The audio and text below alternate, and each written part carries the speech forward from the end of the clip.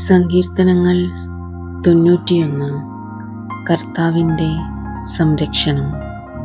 അത്യുന്നതൻ്റെ സംരക്ഷണത്തിൽ വസിക്കുന്നവനും സർവശക്തൻ്റെ തണലിൽ കഴിയുന്നവനും കർത്താവിനോട് എൻ്റെ സങ്കേതവും എൻ്റെ കോട്ടയും ഞാൻ ആശ്രയിക്കുന്ന എൻ്റെ ദൈവവും എന്ന് പറയും. അവിടുന്ന് നിന്നെ വേടൻ്റെ കെണിയിൽ നിന്നും മാരകമായ മഹാമാരിയിൽ നിന്നും രക്ഷിക്കും.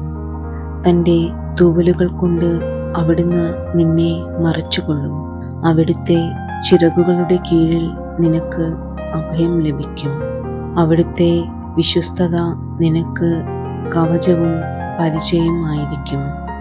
രാത്രിയിലെ ഭീകരതയെയും പകൽ പറക്കുന്ന അസ്ത്രത്തെയും നീ ഭയപ്പെടേണ്ട.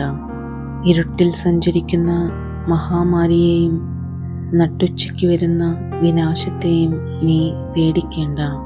നിന്റെ പാർശ്വങ്ങളിൽ 1000 മരിച്ചു വീണേക്കാം, നിന്റെ വലതുവശത്ത് 10,000. എങ്കിലും നിനക്ക് ഒരനർത്ഥവും സംഭവിക്കുകയില്ല. ദുഷ്ടരുടെ പ്രതിഫലം നിന്റെ കണ്ണുകൾ കൊണ്ട് തന്നെ നീ കാണും.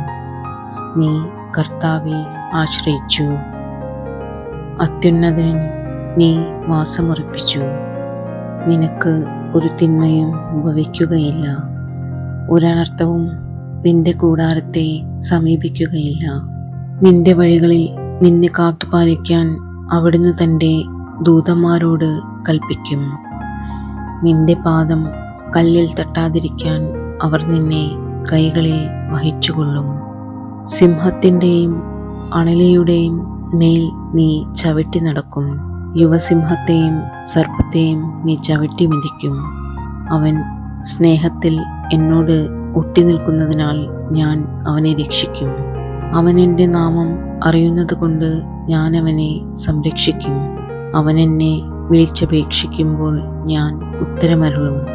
അവൻ്റെ കഷ്ടതയിൽ ഞാൻ അവനോട് ചേർന്നു നിൽക്കും. ഞാൻ അവനെ മോചിപ്പിക്കുകയും മഹത്വപ്പെടുത്തുകയും ചെയ്യും. ദീർഘായുസ്സ് നൽകി ഞാൻ അവനെ സംതൃപ്തനാക്കും. എൻ്റെ രക്ഷ ഞാൻ അവന് കാണിച്ചു കൊടുക്കും.